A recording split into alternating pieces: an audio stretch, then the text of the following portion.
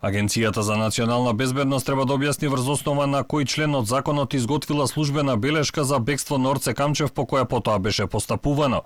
Граѓанскиот сектор го вперува прстот во разузнавачките структури и смета дека тие треба да ја образложат постапката и да кажат од кои причини лице осомничено за наводен криминал е закана за националната безбедност. Во членовите 4 и 6 од законот за АНБ се опфатени надлежностите по кои агенцијата може да постапува. Член 6 од истиот закон кажува дека доколку агенцијата добие информација, сознание дека се спрема кривично дело, обврската да го извести надлежното јавно обвинителство ја има. Во еден идеален свет можеби би кажала, но ја мислам дека немаат обврска на јавноста да ја кажат, но тука еве доаѓаме до моментот на надзор. Веројатно на некое надзорно тело би било добро да објаснат и да дадат информација, да дадат одговор на ова прашање.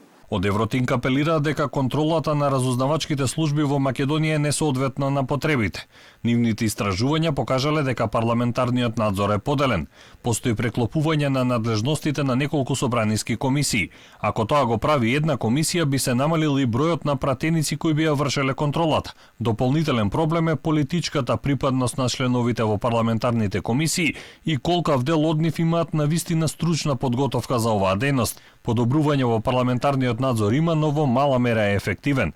Советот за граѓански надзор исто така е нефункционален и несоодветен. Ние предлагаме концепт на реформа на парламентарниот надзор, каде што една единствена комисија ќе има точно дефинирани ингеренции и можности да го врши својот надзор, но и вон парламентарно, стручно, материјално и технички силно опремено тело кое што ќе го представува граѓанскиот и демократски надзор врз безбедносните служби и разузнавачкиот апарат.